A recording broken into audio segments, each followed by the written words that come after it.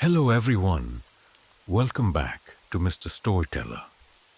Before you dive into tonight's nightmare, like the video and subscribe to the channel. Also, where are you from and what time are you watching? Now, get comfortable and relax. It's strange how hospitals smell like a mixture of sterile chemicals and something heavier, something that clings to the air. A scent of grief, maybe. I never liked hospitals, even as a child. But nothing could have prepared me for St. Albans. I didn't go there as a visitor, nor as a patient at first. I was a nurse, freshly licensed, eager to prove myself, and naive enough to ignore the warnings that floated in hushed whispers among staff. St. Albans is different, they said. Built over something old. Cursed, maybe? I laughed it off. My first night shift started quietly. Dim corridors stretched endlessly, monitors beeped softly, and every creak and groan of the ancient building was swallowed by silence. Around 3 a.m., I noticed room 616 had its door slightly ajar, lights off, even though it was supposed to be unoccupied. Protocol said to check it out. Alone, I pushed the door open. The air inside was freezing. A wheelchair stood in the center of the room, facing the corner like a scolded child. For a moment, I thought I saw someone sitting there, a pale figure, slumped, unmoving. But when I blinked, it was gone. I backed out quickly, heart pounding. The radio on my hip crackled with static, then a whisper, "Don't turn around." I spun around anyway. No one was there. Just the long, dark hallway breathing cold down my neck. From that night on, things escalated. Patients in the coma ward would scream at invisible things. Nurses talked about the man with no eyes seen gliding past the halls at 4:44 a.m. Sharp, cold footprints would appear on freshly mopped floors. One patient, an old woman admitted for pneumonia, grabbed my wrist with iron strength one night and hissed, "It's the basement. The doors are open again. You have to close them." She died before sunrise, face twisted in terror. I told myself it was stress, lack of sleep. Maybe I was starting to believe the stories because everyone else did. I tried to rationalize it until the night I found myself trapped in the elevator. I was heading up from the morgue, delivering paperwork. Halfway between floors, the lights flickered and the elevator groaned to a halt. Then the temperature dropped. My breath fogged the air. In the mirrored walls of the elevator, my reflection didn't move when I did. Instead, it smiled. I smashed the emergency button. The lights cut out completely, plunging me into darkness. In the pitch black, I heard the unmistakable scraping of nails against metal, getting closer, slow and deliberate. When the lights blinked back, I wasn't alone. A figure stood inches from me, tall and thin, dressed in a patient's gown so stained with something dark it was nearly black. Its face, oh God, its face, stretched too long, mouth wide and slack, empty sockets where eyes should be. The doors mercifully opened and I stumbled out, sobbing. No one believed me, of course. They patted my shoulder, told me to take a few days off. But I couldn't stay away. I had to know the truth. That's how I found the hidden door. Buried behind a storage closet in the abandoned east wing, sealed with rusted chains, was a staircase leading down into the bowels of the hospital. An old, dusty sign above the door simply read, "Ward X." Heart hammering, I cut the chains with bolt cutters I borrowed from maintenance. The door groaned open on its own, as if breathing in fresh air after being sealed for decades. The stench hit me immediately. Rot, blood, mold. I descended. The walls narrowed the further down I went, and strange symbols were etched into the concrete, old and angry. The deeper I went, the louder a sound grew, whispering, chanting, just at the edge of hearing. I found the main chamber at the bottom. It looked like an operating theater, but ancient. The surgical table was made of blackened iron, shackled at the edges. Instruments lay scattered on the floor, tools not designed for healing. They were for pain, suffering. In the center of the room was a pit. Something was inside. I don't know why I moved closer. Some compulsion, maybe? As I peered over the edge, I saw it. A mass of writhing shadows, coiling and hissing like living smoke, whispering in hundreds of voices. Then it saw me. A tendril shot out, wrapping around my ankle. I screamed, yanking myself free, tearing my skin open on the broken floor tiles. I ran, blind and panicked, as the thing shrieked behind me, the walls trembling with its fury. I barely made it back to the door, slammed it shut, resealed it with anything I could find. Chains, locks, bolts. But it was too late. The doors had been opened again. The thing, it needed a host. The following nights were worse. Wherever I went, the shadows followed. Lights flickered when I passed. Patients flatlined when I entered their rooms. I could feel it growing inside me, eating away at my will, my soul. I tried everything, blessings, exorcisms, even quitting my job, but nothing helped. It wasn't the hospital anymore. It was me. The final night came without warning. I woke up in my apartment, standing at the foot of my own bed, unable to move. My body was moving on its own. In the mirror, my reflection grinned wickedly, moving out of sync with me. I had to end it. Grabbing my car keys, I raced back to St. Alden's. It was abandoned now. The hospital had been shut down after a series of unexplained deaths. I broke in through a side door and ran to the east wing, to the hidden door. It stood wide open. The darkness inside pulsed, alive. Summoning every ounce of courage I had left, I stepped inside. The voices rose to a deafening roar. The walls bled. I knew what I had to do. I threw myself into the pit. For a moment, it felt like falling through water thick with ink. Hands clawed at me. Whispers filled my ears. Promises, threats, bargains. But I ignored them all. I spoke the words the old woman had whispered to me in my dreams for weeks. A binding, an ancient sealing. The thing screamed. It wasn't a sound made for human ears. It shattered the world around me. The next thing I knew, I was lying outside the hospital gates. It was morning. My clothes were shredded, my skin covered in bruises and scratches, but I was alive. And the hospital, St. Alden's, was gone. In its place was an empty, smoldering crater, as if the earth itself had rejected it. I still see things in the corners of my vision sometimes, shadows that move against the light. I wonder if a part of it stayed behind, waiting for another door to open. But I'm stronger now. I'm ready. If it comes back, so will I. Story number 2. If I had known what would happen that weekend, I never would have agreed to the trip. I wasn't a big camper, but when my best friend Marcus said he found a hidden gem of a spot deep in the Black Hollow Forest, I couldn't say no. It was supposed to be one of those off-grid adventures, where you leave your phone off and live like wild men. There were 5 of us. Marcus, me, Sarah, Evan, and Jess. All of us loaded into Evan's SUV and headed out early Saturday morning. The drive was smooth, but once we passed the last town, the paved roads gave way to cracked dirt paths, and the trees thickened, gnarlier, older. It was late afternoon by the time we parked, shouldered our backpacks, and hiked the last couple miles. Marcus led us with the enthusiasm of a kid on a treasure hunt. "Nobody ever comes out here," he said. "It's perfect." The spot he found was surreal. A clearing surrounded by ancient trees, the ground soft with moss, and a tiny creek whispering nearby. It looked untouched, forgotten, almost too perfect.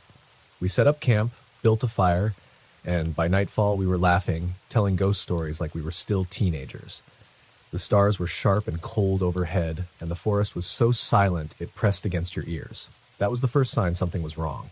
No crickets, no night birds, just a heavy, waiting silence. Around midnight we decided to turn in. I crawled into my tent, zipped up tight, and tried to sleep. But every time I closed my eyes, I heard it, whispering. It wasn't loud, but it was there, a faint murmur threading through the trees. At first I thought it was just the creek, but the words were too clear, too intentional. "Come closer. Join us." I told myself it was a dream, that I was just freaked out because of the ghost stories. I finally drifted off sometime after 2 a.m., heart pounding against my ribs. The next morning, Jess was gone. Her tent was empty, the flap still zipped from the inside. Her shoes were there, her pack. It was like she had vanished into thin air. We searched all day, calling her name until our throats were raw. No tracks, no broken branches, no signs of struggle, just that same oppressive silence. As the sun dipped low, Evan suggested splitting up to cover more ground. I hated the idea, but we were desperate. Marcus went north, Sarah and Evan went east, and I stayed near camp, circling outward. That's when I found the footprints. Bare feet. Small, delicate, and wrong. The toes were too long, the arches too high. They wove through the trees, circling the camp, crisscrossing each other like a spiderweb. At the center, scratched into the dirt, was a symbol, a crude spiral made of claw marks, with a handprint in the middle. The handprint was too large to be human. I ran back to camp just as night fell. Marcus and Sarah stumbled in soon after, faces pale and wide-eyed. They had seen something too. "A woman," Marcus said. "In white, just standing there, in the trees, smiling." Sarah was shaking so badly she couldn't speak. We built the fire high that night, piling on every scrap of wood we could find. We sat in a tight circle, backs to the flame, eyes on the woods. The whispering returned. Louder this time, urgent, pleading. And then Jess appeared. She stood just at the edge of the firelight, barefoot, wearing the same clothes she'd worn the night before. Her skin was pale, too pale, and her eyes were all black. No whites, no pupils. She smiled. I don't remember standing, but suddenly I was on my feet, backing away. Marcus screamed her name and started toward her, but Sarah grabbed him, sobbing, begging him not to. Jess opened her mouth, and a voice like dead leaves rasped out, "It's so beautiful here. You should stay forever." More figures emerged behind her. They had once been human, I think, but their faces were stretched, hollow, twisted with hunger. They shivered as they moved, jerking and twitching like broken marionettes. The fire sputtered, dimmed. The figures inched closer. I grabbed the first thing I could, a burning branch, and swung it wildly. They recoiled, hissing, but not far. The fire was our only defense. We couldn't stay there. We had to run. We packed nothing, just bolted into the woods, the fire behind us dying with a final choking hiss. The forest was a labyrinth, trees too close together, roots reaching like grasping fingers. The moon barely pierced the canopy, and that damn whispering never stopped. At some point, Marcus vanished. 1 second he was ahead of me, the next, gone. No sound, no struggle, just gone. Sarah and I kept running, tripping, bleeding. My lungs burned, my legs shook, but terror drove me on. And then we stumbled into it, a clearing not much larger than our old camp. At the center was a tree, massive, ancient. Its trunk split open like a yawning mouth, dark and endless. From the branches hung shapes, dozens of them, swaying gently. At first I thought they were fruit. They weren't. They were bodies. Their eyes were missing. Their mouths stretched into eternal screams. Some were fresh, others rotted to bone. And the worst part, one of them was Jess. She hung among them, eyes wide open, bloodless. But somehow, impossibly, she smiled. Sarah screamed. The tree shuddered as if waking. A deep, thrumming sound filled the air, vibrating in my bones. Roots burst from the ground, snaking toward us. We ran. Behind us, the ground cracked open, and something huge and ancient and wrong dragged itself free. I didn't look back. I couldn't. We ran until the trees thinned, until the first rays of dawn pierced the mist, until the whispering faded into blessed silence. When we finally stumbled onto a logging road, a truck found us. The driver said we were lucky, that no one ever came that deep into Black Hollow, that it was cursed land, given back to them long ago. Sarah never spoke again. She just stared, unblinking, for the rest of her days. As for me, I'm still running. Sometimes at night, when the wind is right, I hear the whispering again, calling me, promising I'll return, and deep down, I know I will. Story number 3. I've always been fascinated by old cemeteries. There's something hauntingly beautiful about them. The crumbling stones, the overgrown grass, the names fading with time. It felt like a bridge to the past, a place where stories whispered through the roots. I never thought one of those stories would try to claim me. It was autumn when it happened. Late October, when the days died early and the nights stretched cold and endless. I had moved to a small town for work, a place called Renfield, tucked between endless fields and dark woods. There was an old cemetery on the outskirts. No one went there anymore. The new cemetery, the one still tended with bright flowers and trimmed grass, was across town. The old one, Blackthorn Cemetery, had been abandoned for decades. Some said longer. One evening after work, I decided to visit it. I told myself it was just curiosity. In truth, it was something deeper. A pull I couldn't quite explain. I packed a flashlight and a camera thinking I'd take a few atmospheric shots. Document the decay. Maybe post them online later. By the time I got there, the sun was bleeding out behind the hills, staining the sky a deep, sickly red. A rusted iron gate stood half open, creaking in the slight breeze. I stepped through. The temperature dropped the moment I entered. The trees around the cemetery loomed like sentinels, their skeletal branches scratching the air. The headstones leaned at odd angles, some shattered, others swallowed by creeping ivy. Names were eroded away, forgotten even by the earth itself. I wandered among them, taking pictures, reading what inscriptions I could. A thick fog began to curl around my feet, rising steadily, muffling sound. It wasn't natural. That's when I noticed the mausoleum. It stood near the center of the cemetery, an imposing structure of black stone, vines choking its sides, the door slightly ajar. Above the doorway, carved deep into the stone, was a single word, Holloway. I knew then I should leave. Every instinct screamed it. but I didn't. Drawn by some awful compulsion, I pushed the heavy door open.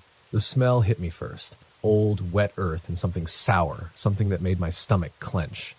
Inside, the air was thick and oppressive, like being underwater. There were crypts built into the walls, sealed with plaques. Most were cracked. One, near the back, gaped open, a dark hole yawning like a wound, and from that hole came a sound. Not footsteps, not breathing. Whispering. Soft at first, like the rustle of dry leaves, but growing louder, words tumbling over each other in a desperate, eager rush. I couldn't understand them, but I felt their meaning deep in my gut. Stay. Stay forever. The flashlight flickered and died. In the pitch black, I heard something dragging itself from the crypt. My hands fumbled for my phone. I turned on the flashlight app. The narrow beam pierced the dark and landed on a figure crawling out from the crypt. It was wrong. All wrong. Its limbs were too long, its skin stretched thin and papery over jutting bones. Its face was a ruin, hollow eye sockets, a cavernous mouth that hung open in a perpetual silent scream. I stumbled backward, heart slamming against my ribs. I turned and ran. The fog outside was thicker now, a writhing mass that clung to my skin. Shapes moved within it, flickering just beyond sight. Pale figures, twitching, reaching. I sprinted toward the gate, only to find it closed. Not just closed, chained. Heavy iron links twisted through the bars, secured with a padlock so old it looked fused together. I yanked at it, screamed for help, but the fog swallowed my voice. Behind me, I heard the scrape of fingernails against stone, the dragging shuffle of bare feet. I turned, and the cemetery was full. Dozens of figures stood among the graves, watching, waiting, their heads cocked at unnatural angles, empty eyes gleaming faintly in the gloom. They moved in unison, slowly closing in. I bolted to the side, skirting the fence, looking for another way out. My hands bled from clawing at the iron bars, trying to squeeze through. No use. The whispering grew louder, now a cacophony of voices inside my skull. I dropped to my knees, clutching my head, teeth gritted against the burning pain. Join us. Sleep with us. Forever. A hand, cold, slick, impossibly strong, grabbed my ankle. I kicked and thrashed, breaking free, crawling backward until I hit a stone wall. That's when I saw her. In the center of the cemetery stood a woman in a tattered, stained wedding dress. Her hair hung in wet clumps, her face hidden behind a rotting veil. She lifted one skeletal arm, pointing directly at me. The others surged forward. I ran blindly, ducking through the graves, heart pounding so hard I thought it would tear free from my chest. I found myself back at the mausoleum. The door now wide open, a black maw inviting me in. It was the only place left. I dove inside. The door slammed shut behind me, plunging me into darkness. For a moment, all was silent. My ragged breathing, the thunder of my heartbeat. Then, from the open crypt, a figure rose. Closer now, I saw its face, or what remained of it. Hollow sockets, jagged teeth, skin like burnt parchment. It didn't walk. It floated, dragged forward by some unseen force. Its mouth moved. Words spilled out, thick and oily. One more, and we are free. I stumbled back against a plaque. My hand brushed something cold and sharp, a shard of broken marble. I seized it. As the thing lunged, I drove the shard into its gaping mouth. It shrieked, a sound so high and piercing it shattered the heavy silence. The walls trembled. Dust rained from the ceiling. The crypt split open, releasing a torrent of foul air. The figures outside howled in unison, a terrible, mournful chorus. The mausoleum cracked, stones fell, the ground buckled beneath me. I scrambled to the door, pushing with everything I had. It groaned open an inch, enough to squeeze through. I ran. The cemetery shook, the earth splitting, swallowing graves whole. The figures screamed and thrashed, sinking into the cracks. The woman in the wedding dress stood motionless as the ground opened beneath her her veil fluttering like a dying moth. With a final, ear-splitting crack, the mausoleum collapsed in on itself, a cloud of dust and debris rising into the night. The gate was open. Without thinking, I sprinted through and didn't stop running until I reached the road. When I looked back, the cemetery was gone. No fog, no figures, just an empty field, the grass untouched. No one believed me, of course. They said Blackthorn Cemetery had been torn down decades ago after a fire destroyed the grounds. But sometimes when the night is very still, I hear the whispering, soft at first, then louder, calling my name, and I know one day I'll hear it too closely. One day, I'll step through that gate again. And next time, I won't escape. Story number 4, People always talk about the dark web like it's this forbidden fruit, a digital underworld where you can find anything if you look hard enough. Drugs, hitmen, stolen identities, all the human rot festering behind shiny browsers. I used to think it was all exaggeration, urban legend mixed with a little truth. I was wrong. I wish I never touched it. It started with a forum. I won't name it. I'm not even sure it exists anymore. It was buried layers deep beyond Tor sites and hidden onion addresses, accessible only with a string of keys someone had to invite you to use. A guy I barely knew from college gave it to me, laughing nervously, saying, "Only if you're brave." The forum was called the Devil's Exchange. It wasn't like the others. No markets, no auctions, just a simple black screen, blood-red text, and one thread called True Sight. The pinned post read, "See the world for what it really is. But remember, once seen, never unseen." Below it was a link, a single click. I hovered for a long time. I should have listened to my gut, but curiosity always did kill the cat, didn't it? The link opened a live stream. At first, it was just static, gray and white fuzz hissing from my speakers. I was about to close it when something shifted. Shapes began to form. The stream cleared into the view of a room, dimly lit, mold crawling up cracked walls. A single wooden chair sat in the center, facing the camera. Empty. Then, slowly, something materialized in the chair. A man, or what once was a man. His skin was wrong. Gray and translucent like old wax, stretched too tight over his bones. His head tilted unnaturally to one side, his mouth sewn shut with thick black thread.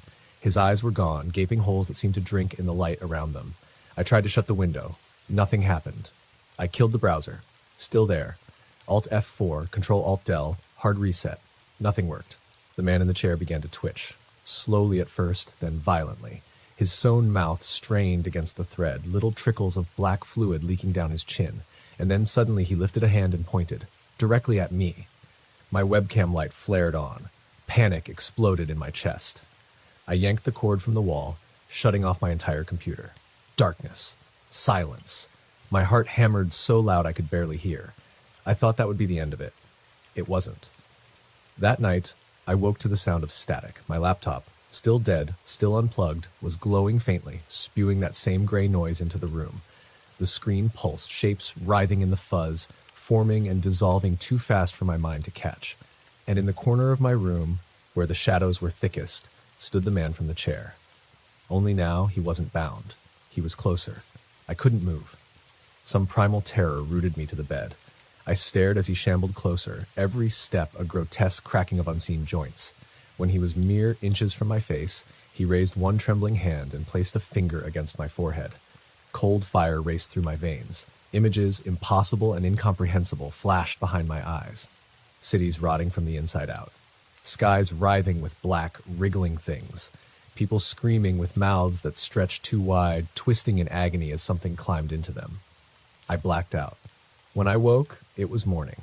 The laptop was gone. Only a dark, scorched mark remained where it had been. I tried to forget. God knows I tried. I moved apartments, smashed every device I owned, stayed off anything remotely connected to the internet. It didn't matter. The man from the chair wasn't just a video, wasn't just a stream. He had crossed over, and he wasn't alone. It started small, reflections where there should be none, faces in windows at impossible heights, my name whispered in the static of dead radios. Then it escalated, waking up with black thread knotted into my hair. Bloodless scratches on my arms spelling out words I couldn't read. Finding chairs, simple, wooden chairs, placed neatly in the center of every room I entered, always facing me. One night, I tried to destroy one. I grabbed it and hurled it against the wall. It splintered into pieces. But when I turned back around, another chair was there. Perfect, untouched, waiting. I realized they were building something, preparing. Each chair, each whisper, each glimpse was a piece of it, a summoning. Not just for me, for all of us. I wasn't the only one who had clicked that link, and whatever was coming, it was almost ready. I stopped sleeping. I couldn't afford to. In dreams, I saw them, the hollow-eyed ones gathering, stitching the fabric of reality with their black threads, unraveling everything human and warm. Every mirror became a portal, showing not reflections but futures, futures where our world was a silent grave, stitched up tight, abandoned to them. One night, I decided to fight back. I found the original forum again through an old burner phone I had hidden in a shoebox. It was still there. only now the text had changed. To close the door, blood must pay the toll. I didn't know what it meant. I didn't care. I was willing to do anything. The forum linked to another page, an address in my own town, an abandoned slaughterhouse out by the river, a place condemned years ago after rumors of accidents and disappearances. I went. The night was thick with mist, the moon a sickly yellow eye. Inside, the air stank of rust and rot. Chains hung from the ceiling, and the floor was slick with old filth. At the center of the main room was a chair. Of course. A camera was set up on a tripod aimed directly at it, streaming probably to some corner of the dark web. I approached cautiously. As I drew near, the figure materialized again. The man from the chair. He rose to full height, impossibly tall, hunched, with joints bending the wrong way. His sewn mouth split open, the threads snapping one by one until the gaping maw yawned wide. He spoke. No words, just a deafening scream that shattered light bulbs and drove nails of pain into my skull. I stumbled, dropped to my knees. Blood ran from my ears, but I was ready. From my jacket, I pulled the jagged shard of glass I'd carried since the vision started. A mirror shard, broken from the first night I saw his face. I gripped it tight, ignoring the blood pooling in my palm. As the creature lunged, I drove the shard into its chest. The glass pulsed, not with my reflection, but with his true form. 1,000 screaming faces, a writhing sea of lost souls, clawing, gnashing, begging for release. The thing convulsed, shrieking in rage. The room trembled. The ground split open beneath the chair, and black tendrils lashed out, trying to drag me down with it. I fought, clawing my way free, gasping into the cold night air as the entire slaughterhouse buckled and collapsed inward, swallowed by the abyss. Silence. Stillness. I woke hours later, bruised, bloodied, but alive. The darkness had lifted. For now. The reflections are normal again. The whispering stopped. The chairs are gone. But sometimes when I close my eyes, I see the faint outline of a stream still running in the background of my mind, static flickering just beyond reach. And I know the door isn't closed. Not really, it's just waiting for the next fool curious enough to click. Story number 5. I used to love being home alone. When I was a kid, it felt like freedom. No one to tell me to turn down the TV, no one nagging me to clean up my mess. As I got older, that feeling stayed. Solitude was a comfort, not something to fear. Until that night. It was a Saturday in early winter. The cold had settled in deep, and the wind howled like something alive outside. My parents had left for a weekend getaway, leaving me the house to myself. I was 22, plenty old enough to handle a couple of nights alone. The house was old, creaky, but sturdy, built by my grandfather's hands, passed down through the family. It stood a little ways out of town, surrounded by fields and empty roads. Isolated, sure, but that never bothered me. Not until the first knock. It came around midnight, a soft, almost polite rapping at the front door. I was curled up on the couch, half asleep with a movie playing in the background. The sound startled me, jolted me awake. At first I thought I imagined it. Then it came again. Knock, knock, knock. I muted the TV and listened. Silence. Peering through the peephole, I saw nothing. Just the porch light swinging slightly in the wind. I figured it was a prank, some kid messing around. I went back to the couch, pulling the blanket tighter around me. 15 minutes later, the knocks came again, but this time from the back door. My heart dropped into my stomach. No one ever came around the back. It was fenced in, secluded. I crept into the kitchen, my bare feet silent on the cold tile. Through the glass door, I could see the backyard, dark and empty. The porch light there was broken, casting everything in deep shadow. Still something, some shape, shifted just beyond the tree line. I locked the door, double-checking it twice. I even wedged a chair under the handle, just in case. The logical part of me said it was an animal, a raccoon or a deer, maybe even the wind knocking a branch loose. But logic felt thin and useless against the fear crawling up my spine. I decided to go upstairs, lock myself in my bedroom, ride it out.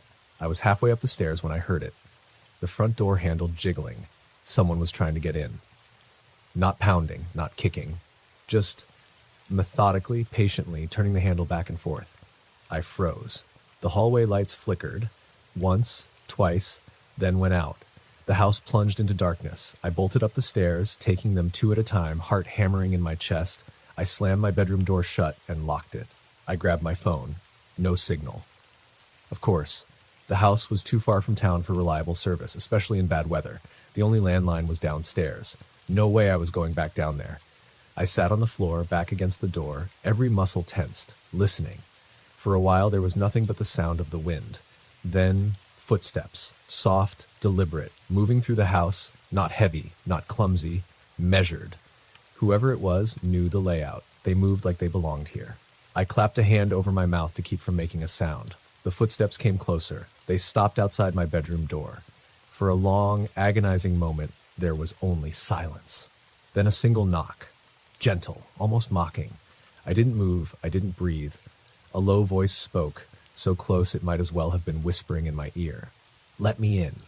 I squeezed my eyes shut, praying, bargaining, willing it to go away. Eventually, after what felt like hours, the footsteps retreated. I stayed awake the rest of the night, clutching the small pocket knife I kept at my bedside table.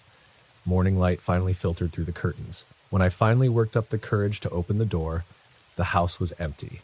Nothing was out of place. No broken windows, no forced doors.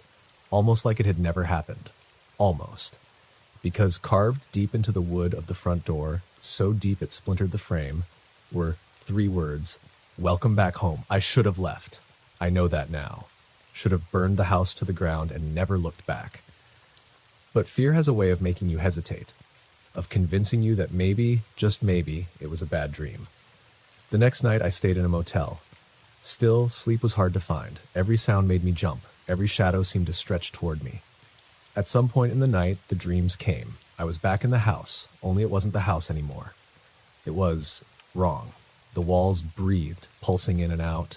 The floors were slick with something dark and sticky.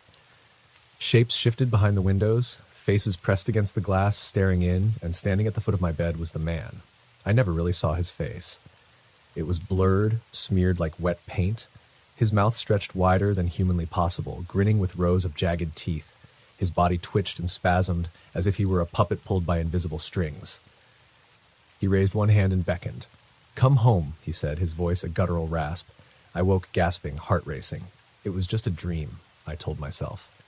Just a dream. Until I saw the motel door. 3 deep scratches gouged into the wood exactly at eye level, and under the door something had been slid inside. A photograph. Of me. Standing at the window of my own bedroom. Only it wasn't taken last night. It was taken moments ago. I packed what I could in a blind panic and fled the motel. I drove for hours, not caring where I ended up as long as it was far away.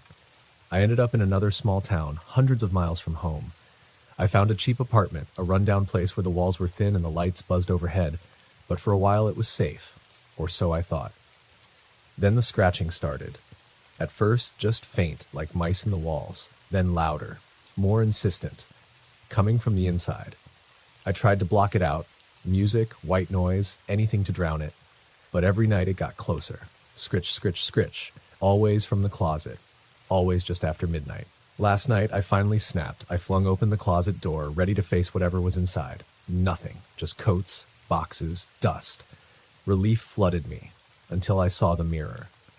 An old, cracked mirror I didn't even remember bringing with me. My reflection was wrong. It smiled when I didn't, and behind me in the reflection the man stood, closer than ever.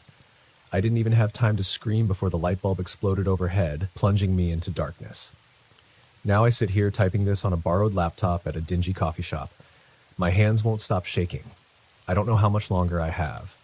I don't know if you can fight something that follows you through reflections, through dreams, through memories. All I know is, once you invite it in, even accidentally, it never leaves.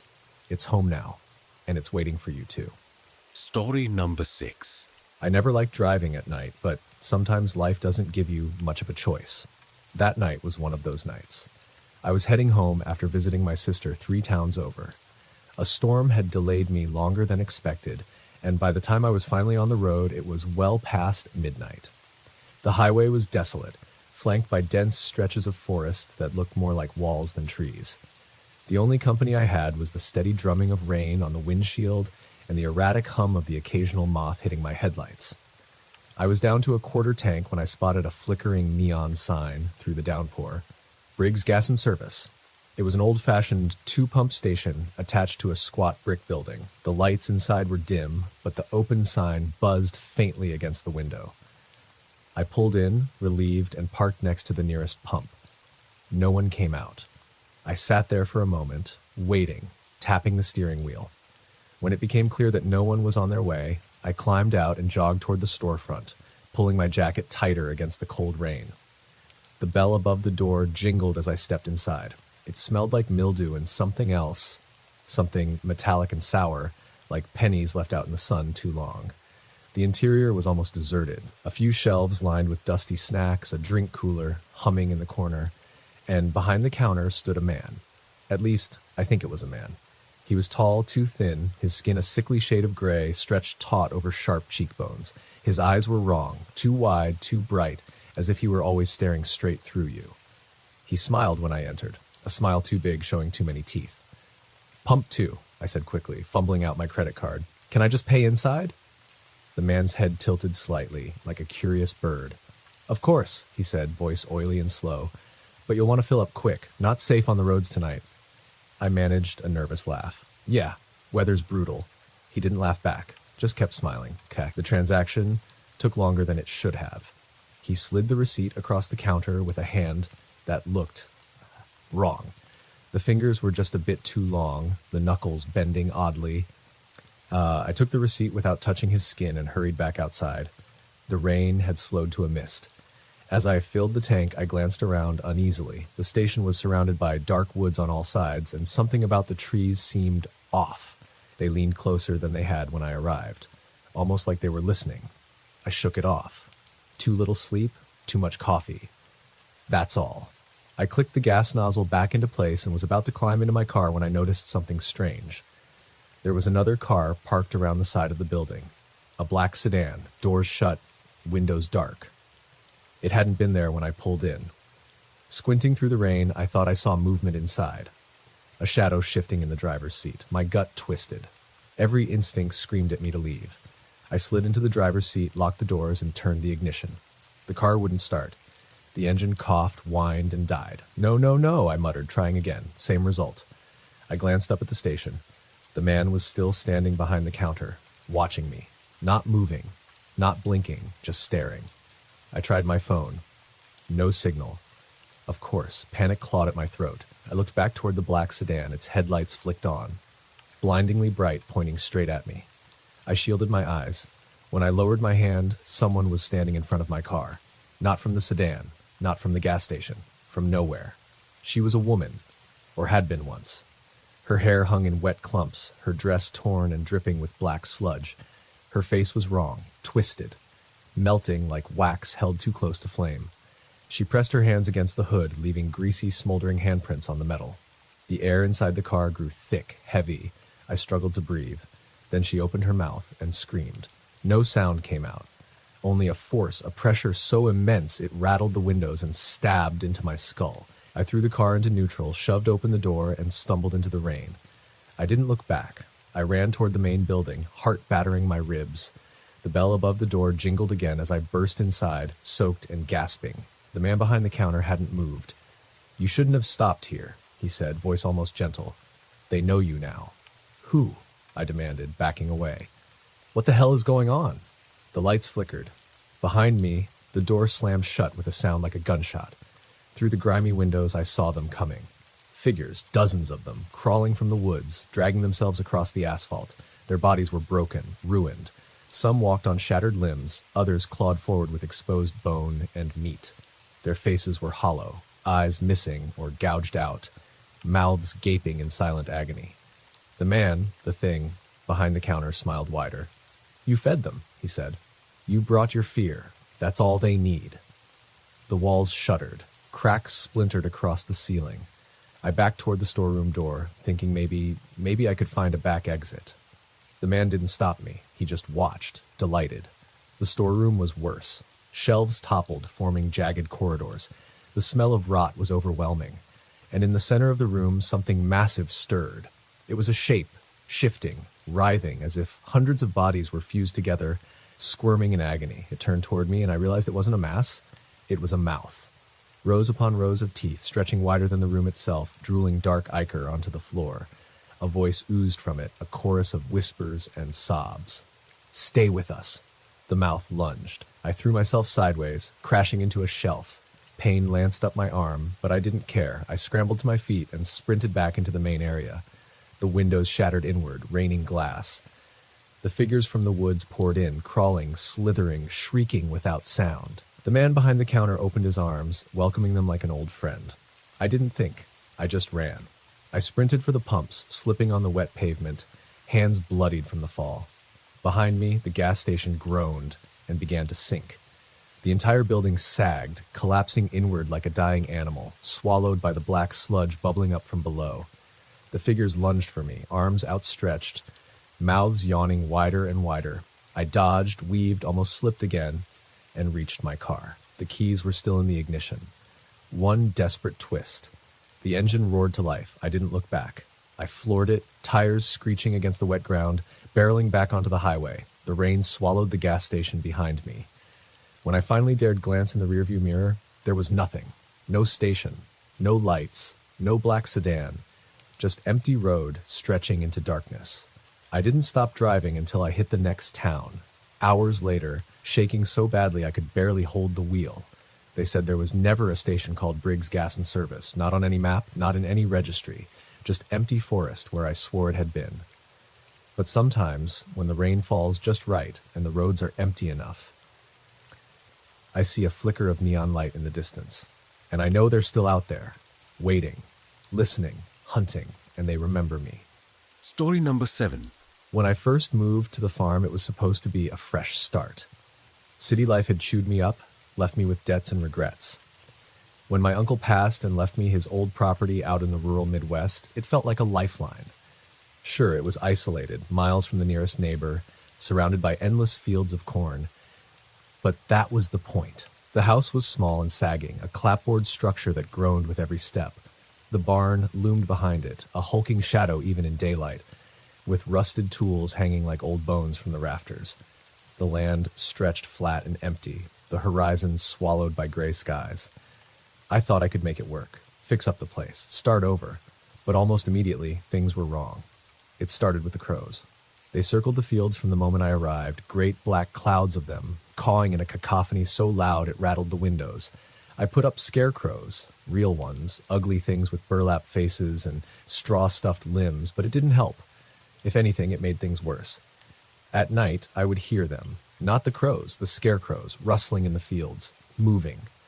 I told myself it was the wind, that the endless rustling and whispering outside were just the dry cornstalks brushing against each other. But the footsteps on the porch couldn't be the wind, nor could the heavy, deliberate knock at the door at 3 a.m. I would lie in bed, clutching the old rifle my uncle had left behind, heart hammering, listening to the slow scrape of something dragging itself around the house. Then one night, I found muddy footprints on the porch, not boot prints, bare feet, and they were too big, way too big. The next morning, I found the scarecrows closer to the house. They had moved. No question about it. Their sagging bodies leaned closer, burlap faces twisted into grimacing sneers, as if they had been watching me all night. I decided to burn them. I dragged each one into a pile behind the barn, doused them in gasoline, and struck a match. The fire roared to life, the flames eating up the straw and cloth in seconds. I watched until nothing was left but blackened ash and smoking earth. That night, the knocking came again. Harder this time, more insistent. When I didn't answer, the thing outside began to scratch at the door. Long, deep gouges that screeched like nails on a chalkboard. I sat in the dark, gun across my lap, too terrified to move. Then I heard it whisper my name. Not shout, not growl. Whisper. Soft and lilting, almost mocking. I covered my ears and rocked back and forth, muttering prayers I barely remembered. At dawn, I found the front door hanging off its hinges, claw marks raked deep into the wood. I decided to leave. Whatever I had inherited, it wasn't just land. It was something else, something ancient, something hungry. I packed what I could into my truck and peeled down the dirt road, not daring to look back. But the road didn't end. It twisted and turned, leading me in circles. The fields pressed in closer on either side, the corn growing impossibly tall, bending toward me like grasping fingers. After what felt like hours, I realized the impossible. I was still on my property. The house stood ahead, exactly as I had left it. Only now there was something waiting on the porch. It wore a scarecrow's clothes, but its body was all wrong. Too long, too thin, bones jutting at sharp angles under papery skin. Its face was a ruin of stitched burlap and rotten flesh, one glassy eye rolling loosely in its socket. It raised one hand, a hand with 6 fingers all ending in jagged nails, and beckoned. I threw the truck into reverse, spinning the wheel, desperate to get away. The cornfields writhed on either side, alive, reaching for me. Shapes moved within them, dozens of them, not just scarecrows, people, or what was left of them. Twisted, broken things, their mouths sewn shut, their eyes hollow and weeping black ichor. They stumbled through the corn, arms outstretched, whispering in a chorus of despair. "Stay," they moaned. "Stay with us." The truck sputtered and died. I screamed in frustration, pounding the steering wheel. Then the windshield cracked, a jagged spiderweb spreading out from a single point where something had slammed into it, a face pressed against the glass, grinning. I scrambled out, bolting toward the barn. It was the only place left. The inside of the barn was worse than I remembered. Dark, stinking of rot and old blood. Chains hung from the rafters, and in the center where hay should have been piled, there was a pit, a massive, yawning hole that seemed to breathe, exhaling a fetid wind that reeked of death and decay. The pit called to me. I could feel it in my bones, tugging at something primal and terrified deep inside. Voices rose from its depths, screaming, begging, crying for help. I staggered back, but the ground seemed to tilt, pulling me toward the edge. Hands shot out from the darkness, skeletal, grasping, and I stumbled, almost falling in. I clawed my way back, slipping in the muck and slime, and fled into the open. The figures closed in around me, blocking every path. At the head of them stood the first scarecrow, the one that had waited on the porch. It raised its arms, and the others mimicked it. Hundreds of them, moving as one. The sky above twisted into a black whirlpool, sucking the last light from the world. I knew in that moment what had happened to my uncle. He hadn't died of old age. He had been claimed, consumed, and now they wanted me. I ran, dodging the grasping hands, leaping over broken fences and rusted tools. I could see the woods in the distance, the only place the corn hadn't claimed. If I could make it there, maybe I could get out. Maybe. I didn't look back. I didn't dare. The howling wind rose behind me, carrying with it a chorus of shrieking voices. I plunged into the woods, branches tearing at my clothes, the ground uneven and treacherous. The corn didn't follow, but something else did. A shadow, huge and wrong, moving with impossible speed between the trees. I stumbled into a clearing and stopped dead. Standing in the center was a massive, ancient scarecrow. Unlike the others, it was made of bone and hide, stitched together with rusted wire. Its head was a bleached skull, the jaw hanging open in a silent scream. It towered over me, arms outstretched, fingers ending in cruel barbed hooks. It spoke without moving its mouth. "You are part of the harvest now." The earth split beneath my feet. I dropped to my knees, the ground swallowing me up. I fought, clawing and kicking, but the mud was too thick, too heavy. The last thing I saw before darkness claimed me was the scarecrow bending down, reaching for me with one hooked hand. I woke up in a hospital 3 days later. They said they found me wandering the highway, barefoot and babbling about fields and scarecrows. The doctors think I suffered a psychotic break. They say the old farm burned to the ground, some freak lightning strike. Nothing left but ashes. But at night, when the wind blows just right, I hear the whispers. Soft, insistent, come back. I keep the lights on, I keep the doors locked, but I know it's only a matter of time. They don't forget, they don't forgive, and the harvest is never truly over. Story number 8. When I first arrived in Marrow Creek, it felt like stepping into a postcard. White picket fences, tree-lined streets, old brick storefronts, the kind of place that looks untouched by time. After the chaos of my old life in the city, it was exactly what I thought I needed. Fresh air, friendly faces, a chance to start over. I rented a little house on the edge of town, the last one before the field started. It was cheap, suspiciously so, but I didn't question it. I just wanted peace. For the first few days, everything seemed fine. The people were polite, if a little strange. Too polite, really. Smiling too wide, watching too closely. Conversations felt rehearsed, like they were following a script only they knew. Still, I shrugged it off. Maybe small towns were just like that. It wasn't until the third night that I noticed the lights. They flickered just beyond the fields, small blue-white orbs floating above the ground, bobbing and weaving like dancers. I watched from my window, mesmerized. At first, I thought they were fireflies. But fireflies don't hum, and they don't move like they're searching for something. I should have closed the blinds. I should have turned away. But instead, I opened the door and stepped outside. The night air was heavy, thick, with the scent of earth and something sweeter, almost metallic. The lights pulsed, growing brighter, and for a moment I thought I heard whispers carried on the breeze. They weren't words, more like suggestions, luring, inviting. I took one step off the porch, then another, and that's when I saw them. Figures standing at the edge of the cornfields, just beyond the reach of the streetlights. Tall, still, watching. I froze. The whispering grew louder, insistent, like 1,000 voices hissing directly into my mind. Something primal in me, something ancient and terrified, broke free, and I stumbled backward into the house, slamming the door and locking it. The lights faded, the whispers receded, but I didn't sleep that night. The next morning I went into town, determined to get answers. At the diner, the usual smiles greeted me. Too wide, too bright. When I mentioned the lights, the room went silent. Forks paused halfway to mouths. Cups hovered in midair. Mrs. Whitmore, the elderly waitress who always called me sweetheart, leaned in close. "Best not to talk about them," she whispered, her hand trembling slightly. "They don't like it when you notice." "Who?" I asked, my voice barely a whisper. Her eyes darted to the window, then back to me. "You'll see," she said, voice hollow. "Everyone does eventually." After that, people avoided me. Conversations would stop when I walked by, doors would shut, curtains would twitch, and every night the lights returned. Closer, hungrier. It wasn't just the lights, the house changed too. Walls grew damp with patches of dark mold that pulsed and throbbed like living things. Doors jammed, trapping me inside rooms for hours at a time. Mirrors reflected things that weren't there. Brief glimpses of long, skeletal hands brushing my shoulders, of hollow faces grinning from behind. The town's library became my refuge. Old and dusty, it smelled of decaying paper and something older, deeper. In the archives, buried under a stack of forgotten town records, I found a journal. It belonged to a man named Thomas Hale, one of the town's founders. The entries were frantic, disjointed, but one word kept appearing over and over: the hollowing. According to Hale, Marrow Creek had made a pact generations ago. In exchange for prosperity, the town had to offer something. Something living.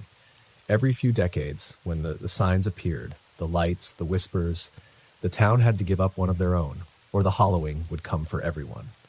I slammed the book shut, heart pounding. I wasn't imagining things. They had brought me here for a reason. I was the offering. That night I packed a bag. I didn't care where I went, anywhere but here. The town was too quiet as I drove down the main street. No lights in the windows, no cars, no people, only the oppressive weight of 1,000 unseen eyes. As I passed the fields, the lights appeared again. Dozens of them, swirling and writhing, faster now, frantic. The road twisted, narrowed. The trees closed in, gnarled branches clawing at the car, and standing in the middle of the road ahead, a figure. Tall, thin, draped in tattered black, face hidden beneath a wide-brimmed hat. I slammed the brakes, heart leaping into my throat. The figure didn't move, didn't flinch. It just raised one skeletal hand and pointed back toward the town. The engine died. The lights went out. I sat there in the darkness, trembling, unable to breathe. Then I heard it. The scraping, coming closer. Something dragging itself across the pavement, inching toward me. I fumbled with the door, falling out of the car, scrambling to my feet. The cornfields rustled with movement. Too much movement, like the entire field was alive, writhing. Figures emerged from the stalks. Not townsfolk. Not exactly. Their bodies were wrong, bloated, hollow-eyed, limbs too long, mouths gaping open in silent screams. I ran, through the fields into the woods, anywhere. Branches tore at my skin, roots tangled my feet, but I didn't stop. Behind me, the lights followed, weaving through trees like will-o'-the-wisps, closing in. I broke through the woods onto a hill, gasping for air. Below me stretched Marrow Creek. Only now I saw it for what it really was. The town wasn't a town at all. It was a shell, an elaborate trap, a hollow place built around a gaping wound in the earth. And at the center of that wound, something vast and impossible pulsed. A living darkness, tendrils reaching up to the surface, feeding on whatever was brought to it. On whoever was brought to it. I turned to run and found myself face to face with the townspeople. Mrs. Whitmore, Sheriff Callum, the butcher, the barber, the little boy who used to wave at me from his porch. Their faces were calm, serene, empty. "We're sorry," Mrs. Whitmore said, tears streaming down her cheeks even as she smiled, "but it's you or all of us." They rushed me. Hands grabbing, pulling, dragging me back down the hill. I kicked, screamed, fought with everything I had, but there were too many. The closer we got to the heart of the town, the louder the whispers became, swelling into a deafening chorus. "Join us. Feed us. Be hollow." They threw me into the pit. I expected to hit bottom. Instead, I kept falling.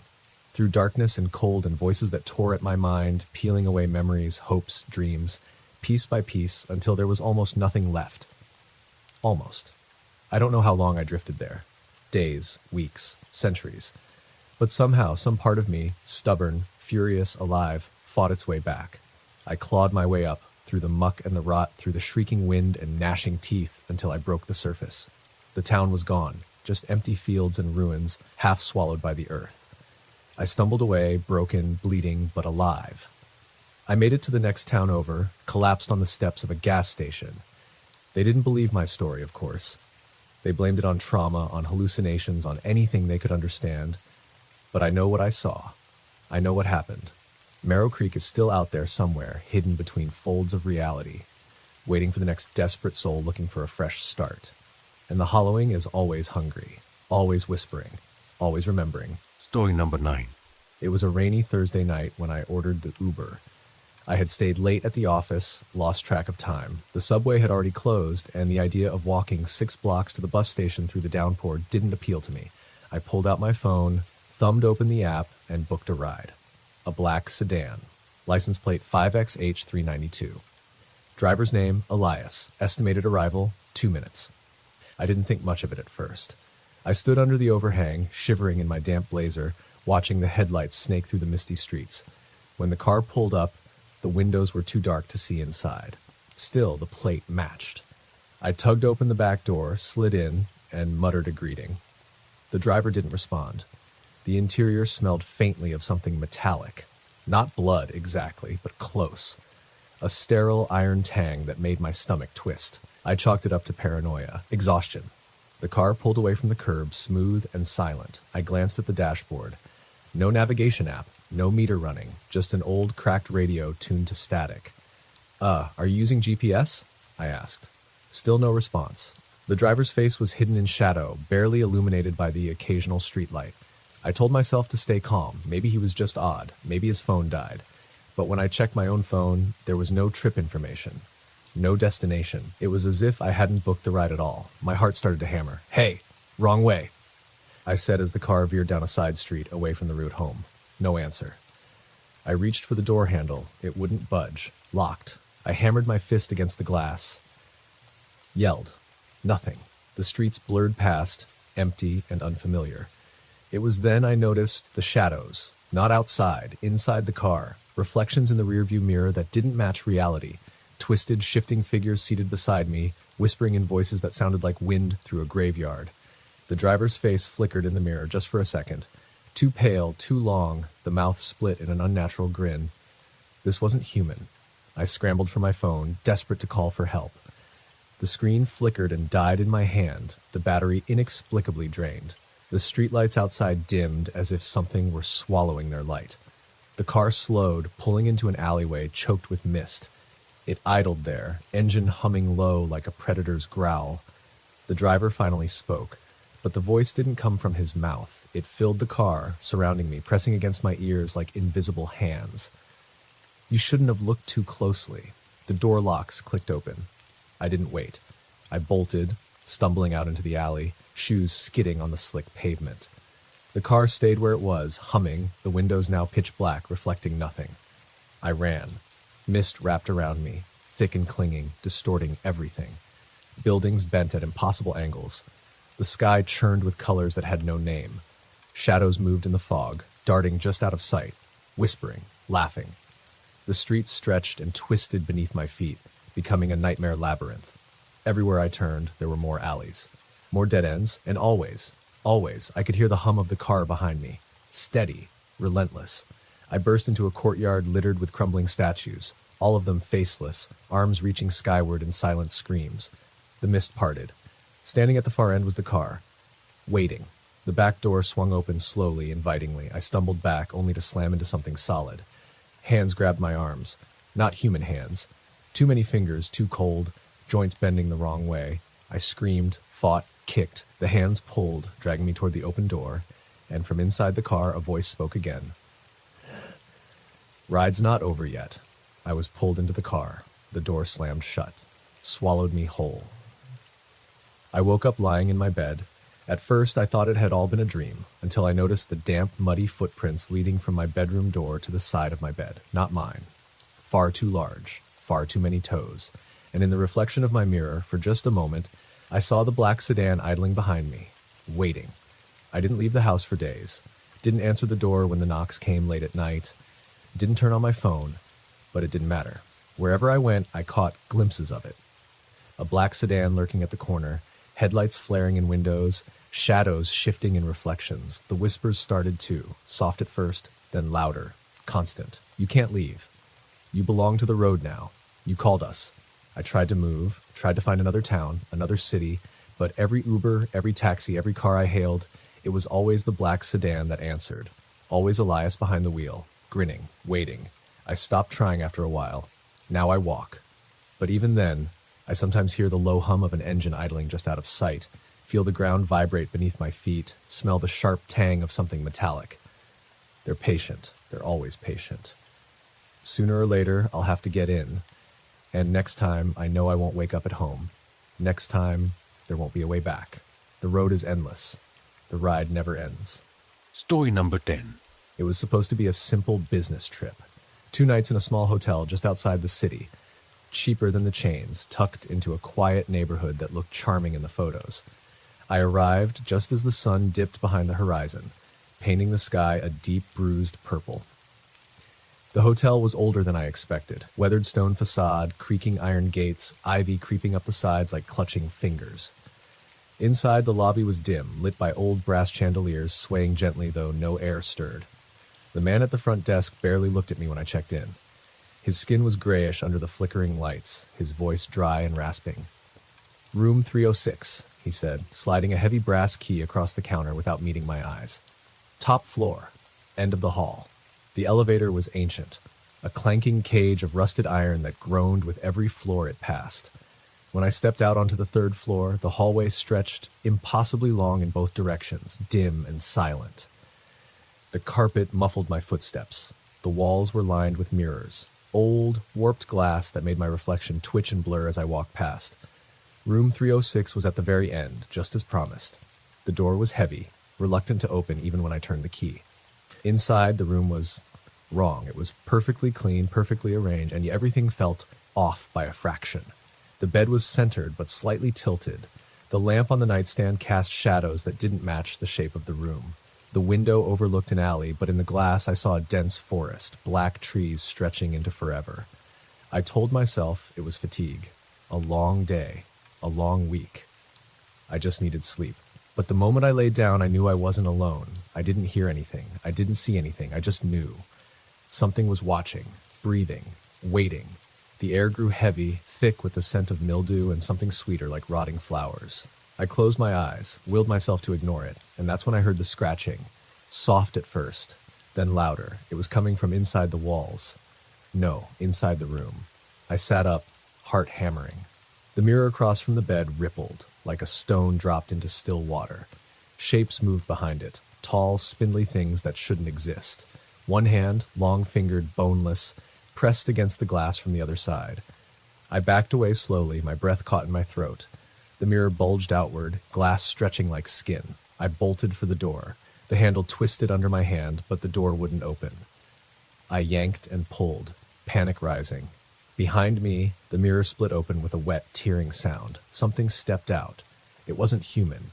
It wore a human shape, a pale mockery of flesh stretched too thin, eyes like wet marbles, mouth gaping and silent.